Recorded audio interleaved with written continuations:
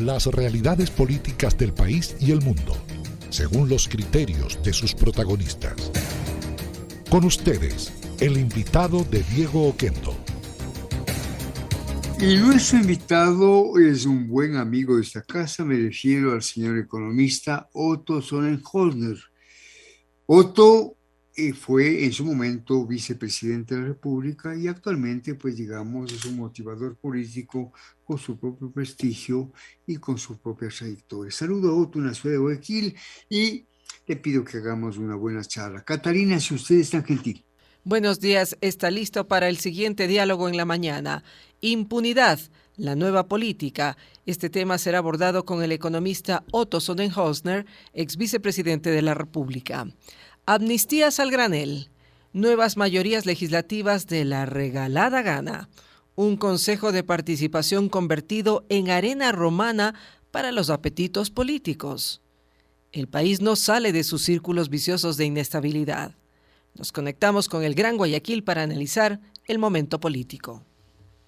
Gracias, Catalina, señor economista Otto, así facilitamos el diálogo, pues su apellido no deja de ser un poco complejo. Otto, bienvenido al programa, bienvenido al programa. Otto, las amnistías al granel fueron un caballo de Troya. Solo en torno a los hechos de octubre, le pregunto cuántos delitos fueron ahora extinguidos. Le escuchamos con vivo interés. Bienvenido.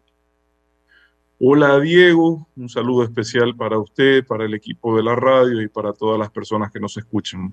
A ver Diego, yo creo que el principio de las amnistías y en general son un concepto constitucional válido y legítimo siempre y cuando sean bien aplicadas dentro del marco legal y por el propósito adecuado. ¿Por qué hago esta diferenciación, Diego? Porque primero no se puede amnistiar delitos como el secuestro. Es prohibido constitucionalmente, está claramente especificado. Y segundo, Diego, durante la redacción del texto de la amnistía, hacen en un sinnúmero de ocasiones una reflexión respecto a la necesidad de la unidad nacional, de la paz del Ecuador, de la reconciliación, como si ese fuese el espíritu de la amnistía. Pero realmente, Diego, solo puede haber unidad, paz nacional y reconciliación si en esta se hubiesen incluido también a los miembros de la fuerza pública que salieron a hacer su trabajo, Diego. ¿O usted cree que un policía o un militar sale con la expectativa de hacerle daño a otro ser humano a la calle, Diego? Salieron a hacer su trabajo. Lo que ocurre es que en este tipo de situaciones no existen pues condiciones ideales, sino situaciones reales en las que la fuerza pública debe de actuar y pueden ocurrir cosas tal vez inesperadas e indeseables. Pero a ellos no los tomaron en cuenta. ¿Sabe por qué no los tomaron en cuenta, Diego? Porque ellos no tienen amigos asambleístas.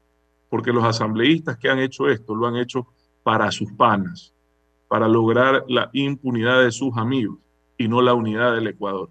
Si realmente el espíritu hubiese sido otro, hubiesen tenido al menos la decencia y el cuidado de incluir a todos para convocar a esa paz nacional, pero no, a los policías los han dejado con sus juicios. ¿Por qué?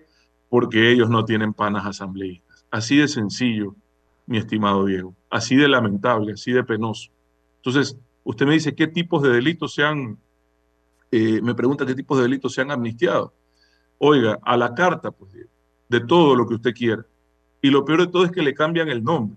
Verá, le voy a llevar un poquito en el viaje de la memoria, porque desgraciadamente estas personas abusan de nuestra corta memoria y de nuestro buen corazón. Pero ¿se acuerda usted, Diego, del coronel junto con periodistas y otros miembros de la policía que fueron secuestrados en la Casa de la Cultura? Secuestrados, agredidos, ¿ya? ¿Se acuerda de ellos, Diego? Puestos en una tarima en contra de su voluntad. ¿Sabe cómo le pusieron ese acto? Ya no, ahora no es secuestro. ¿Sabe cómo le pusieron en el informe? Mantener a órdenes de la autoridad indígena y por su propio bien para salvaguardar la integridad de los actores de ambos lados. Por Dios, Diego. Dígame que yo vi otra cosa o yo estaba en otro país o esta gente está loca.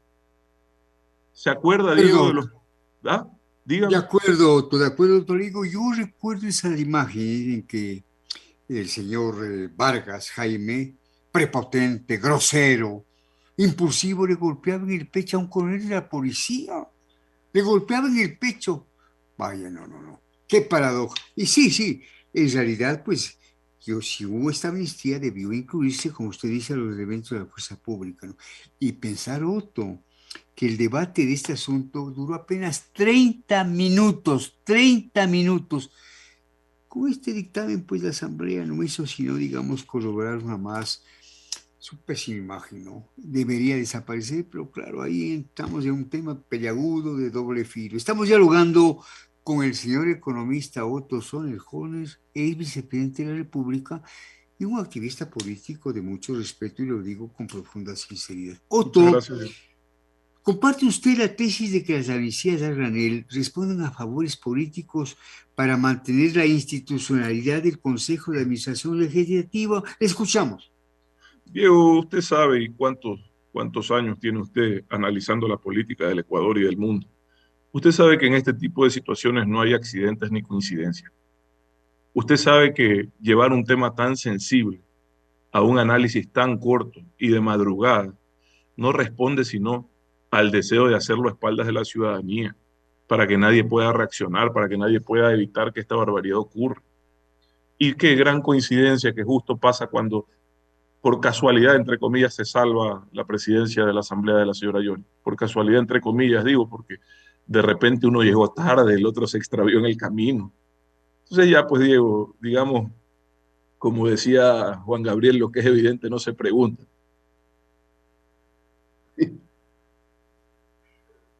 Diego, Estamos ya. Sí, sí, sí, adelante, y Otto. perdóneme, solo quería terminar con esta redacción del texto de las amnistías y llevarlo nuevamente un poco por el camino de la memoria. En esa misma tarima, Diego, ese señor, ese individuo a quien usted menciona, llamó al país a la sedición, a un golpe de Estado, públicamente, Diego, en cadena nacional, eso es delito.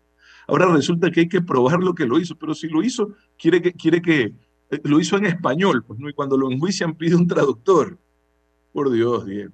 ¿Se acuerda usted que fueron secuestrados en Chimborazo 49 militares y 5 policías? 2 días secuestrados, digo, 2 días. Usted sabe la desesperación que sentía el gobierno por la vida y la seguridad de estas personas. ¿Sabe cómo le pusieron al evento en el informe? Que fue un traslado con fines de resolución de conflictos. Solo los toman y los llevan a otro lugar con fines reparadores y de diálogo intercultural. Por Dios, Diego, fue un secuestro. Fue un secuestro. ¿Sabe qué dicen del incendio de la Contraloría? Que no queda claro si la intención fue dolosa, que más bien utilizaron el inmueble para protegerse de la fuerza pública y seguir ejerciendo su derecho a la resistencia. Eso dice el informe. Oiga, usted no escoge un inmueble para protegerse y le prende fuego adentro a todos los archivos, ¿verdad? Supongo que no, Diego. ¿O sí? Así, Otto, así de Otto, ridículo, Diego, de absurdo, de grosero, es esta impunidad que acaban de aprobar en la Asamblea. Es una vergüenza para el país y no creo que ya conozcan en la Asamblea, salvo honrosas excepciones como la del señor Ron, que ya tuvo la decencia de decir en alguna forma, para ser parte de esta cloaca me voy, ¿ya?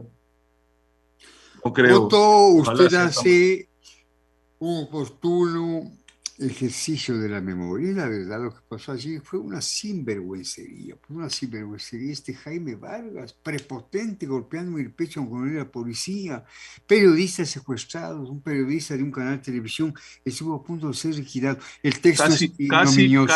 Casi lo matan, Diego, no lo mataron de milagro, casi lo matan. ¿Sabe por qué? ¿Sabe por qué lo agredieron?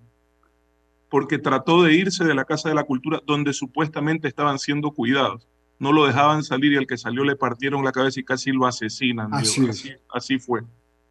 Y entonces yo le pregunto algo, Diego, y esto respecto al futuro y más bien mi preocupación, porque desgraciadamente, Diego, ya si no tenemos la capacidad de hacer del pasado una lección, usted sabe, Diego, que quien no logra hacer del pasado una lección consigue que este se convierta en una sentencia. Y viendo hacia el futuro, Diego, yo le pregunto a usted, mañana hay nuevamente una protesta de esta magnitud, por las razones que sean. Olvidémonos, Diego, porque cuando la protesta toma esta o escala de esta magnitud, normalmente lo que dicen que es la causa no es más que una excusa.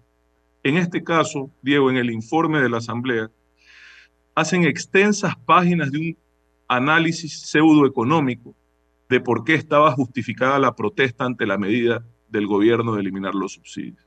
¿ya? Y pasan diciendo, Diego, en páginas y páginas, que esa medida hubiese generado un desastre socioeconómico, que la inflación hubiese sido 500%, que el mundo se acababa. Y mientras escribían el informe, Diego, no tuvieron ni siquiera la capacidad de darse cuenta que esos precios de los combustibles, los que ellos tanto critican en el informe de octubre del 2019, están vigentes hace 7 meses en el Ecuador, Diego. ¿Y qué ha pasado? Dígame usted, yo sé que genera malestar en algunos lugares, pero dígame usted, se acabó el país, la inflación fue el 20%, como decían.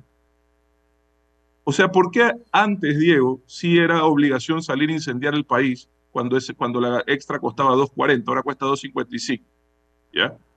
Y hoy no lo es. ¿Sabe por qué? Porque esa nunca fue, Diego, la causa. Esa siempre fue la excusa. Estaban esperando el momento para desestabilizar al gobierno, para derrocar al gobierno que en ese momento estaba haciendo un esfuerzo, porque en el país se acabe la impunidad en materia de corrupción, porque la institucionalidad del Ecuador retroceda y vuelva a ser esa institucionalidad secuestrada por un grupo político y sus intereses particulares y no al servicio de los intereses del país. Esa es toda la verdad, Diego, pero vea usted, el tiempo siempre es el mejor aliado de la verdad. Solo hubo que esperar. De nuevo le hago la pregunta, Diego, ¿por qué en el 2019 esa política era motivo para destruir al Ecuador y en el 2022 no pasa nada? ¿Cuál es la diferencia? De acuerdo, Otto, el precio de los combustibles no fue sino un vil pretexto, un vil pretexto. Y algo más, durante esa escenificación realmente condenable, el señor Vargas, el señor Issa tuvieron adjetivos calificativos, pero realmente duros respecto del jefe del Estado. Y sabe una cosa más, hay algo que yo aprecio en usted. El presidente Lenín Moreno ya no es presidente, está fuera del país. Y sin embargo, usted sigue manteniendo frente a él una línea de consecuencia y una línea de decencia. Le felicito. Eso habla de su condición humana, Otto. Otto, desde Madrid, España, interviene la periodista Michelle Oquendo Sánchez, su buena amiga. Michelle. Un saludo muy especial al economista Otto Sonnenholzner. Otto, Hola, César hola Ron Michelle, a los tiempos, renunció a la gusto de Asamblea escuchar. con una clara mirada prospectiva. Sin un cambio normativo al legislativo, él sostiene que la mayoría buscará asfixiar al gobierno. ¿Este es el peor momento en el Ejecutivo para convocar finalmente a la muerte cruzada? Mira, Michelle, solo el Ejecutivo puede saber si el momento políticamente es el adecuado. Yo desde fuera y por la experiencia, tanto como analista y luego como servidor público, te puedo decir que yo preferiría mil veces, darle una alternativa al país que quedarme en un estancamiento que los ecuatorianos no nos merecemos. Si el objetivo de la Asamblea es secuestrar y extorsionar al Ejecutivo o al Ecuador, es mejor agradecerle que se vaya a su casa. Ahora, si el Ejecutivo tiene otra percepción y cree que todavía es viable sacar adelante los proyectos en beneficio de los ecuatorianos a través del legislativo, son ellos los que tienen que decidir. Pero si ese no es el caso, mi querida Michelle, y creo que yo también lo he demostrado en su momento, es mejor desprenderse del poder y darle camino al Ecuador. Uno en esto tiene que estar al servicio del país, no al servicio de sus deseos personales, sino al servicio del país. Caramba, lo que usted dice, Otto, es muy valiente, muy frontal, sí. Este es una gran, para mejor dicho, un gran desafío. O le servimos al país o simple y llanamente estamos defendiendo intereses personales en función del poder y de la gloria de la presidencia. Lo que usted dice es muy cierto, lo que usted, y claro, frente a este desafío, solamente caben pues acciones personales y políticas de gran envergadura. Vamos a ver qué es lo que pasa. El tema de esta mañana, impunidad, la nueva moneda política, y estamos dialogando en Guayaquil con el señor economista Otto Sonnenholzner, ex vicepresidente de la República. Otto, desde su experiencia política, Otto, ¿cuáles podrían ser los próximos escenarios en los cuales el correísmo y estos aliados busquen activar nuevamente un guión desestabilizador? Bueno, eso siempre es una posibilidad, más aún ahora, Diego, que queda claro que aquí se pueden cometer delitos y rápidamente no tienes que responder ante la justicia. Y ojo, cuando yo hablo de incluir a todos en las amnistías, pido de favor que a mí ni me metan, Yo mi amnistía la tengo en mi conciencia tranquila y la satisfacción de saber que serví a mi país con honestidad, con sacrificio, Diego. Por si acaso la gente cree que es conmigo. No, conmigo no es. Yo he respondido y responderé siempre a todas las instancias sin, como se dice, sin decir que me andan persiguiendo, ni mucho menos. A veces considero que hay acciones injustificadas, a veces absurdas de parte de las instituciones que tienen que hacer esos llamados, pero eso no significa que uno deje de atenderlos. Y no, conmigo no es. Y le decía a Diego, quedó claro que se pueden salir con la suya, que pueden desestabilizar al Ecuador, generar el caos, y no pasa nada. Entonces, por supuesto que esto no solo convoca, incita a que lo repitan con mayor tranquilidad, sino que además, Diego, y esto es lo más grave, y perdón que hace unos minutos no terminé de desarrollar esta idea, pero es importante, lo más grave es que ¿qué miembro de la fuerza pública va a querer salir a hacer su trabajo, Diego, si saben que puede ocurrir, porque es lo más probable, pueden ocurrir incidentes no deseados, graves, y ellos quedan complicados el resto de su vida? Y los demás, bien, gracias, Diego. Yo le pregunto a usted, ¿qué miembro de la fuerza pública va a querer en esas circunstancias salir a restablecer el orden y devolverles la paz y la tranquilidad a los ecuatorianos que estábamos secuestrados por actos de terror? ¿Ya? Perdóneme, alguien decía, los que critican las amnistías no se preocupan de las personas que fallecieron, ni de las personas que fueron lesionadas, lastimadas, sino que solo andan pensando en los adoquines y las paredes de Quito. Y no puede haber afirmación más lejana a la verdad, Diego. Estos individuos, hoy mal llamados luchadores sociales, pusieron en riesgo la vida y la seguridad de todos los ecuatorianos. De hecho, muchos de esos fallecidos fueron a causa de los protestantes, no de la fuerza pública. Accidentes de tránsito provocados por las barricadas de ellos, Diego. 2 mujeres, Diego, poca gente sabe esto. Y es una historia de las más dolorosas de este evento, porque esas 2 mujeres no estaban más que tratando de sentirse seguras en su hogar y vivir en paz. ¿Y sabe qué les pasó, Diego, a la madre y a la hija ahí en el sector del Inca? La mamá queda atrapada en medio de un incendio causado por los manifestantes, Diego, y trata de salvar a su mascota del incendio y muere carbonizada. Y la hija, Diego, en el intento de salvar a su madre, tiene contacto con el fuego, tiene heridas severas, quemaduras de 3er grado, y se pudo haber salvado su vida. ¿Y sabe por qué no se logró salvar su vida? Porque estos angelitos tenían bloqueadas la vía y no dejaban ni pasar a la ambulancia, Diego, y murieron madre e hija. Eso era lo que estábamos tratando de evitar. Eso fue lo que provocaron. Y ahora eso debe de quedar en el olvido, según la Asamblea Nacional. No, señores, con impunidad jamás habrá unidad. Y yo no me voy a olvidar. Y muchos quiteños y muchos ecuatorianos tampoco. Porque nos dolió, porque fue totalmente absurdo e innecesario. Y porque lo hicieron solo por sus intereses personales. Eran grupos muy bien organizados y muy mal intencionados, Diego. Nada más, eso es lo que eran. Otto, conmovedora sus referencias, conmovedor. Y como siempre usted habla frontalmente, pam, pam, vino, vino.